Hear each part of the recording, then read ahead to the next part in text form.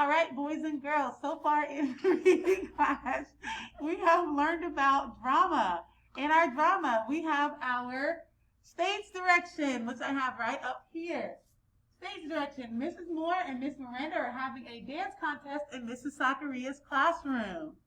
Please welcome our cast of characters. We have our character tags, Miss Miranda, and our character tag, Mrs. Moore. Our characters are now going to say their dialogue. My moves are better than yours. We'll see about that. Let's go.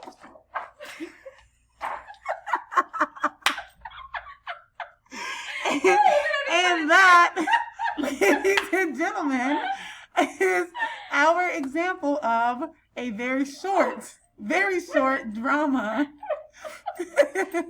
I hope you enjoyed the end.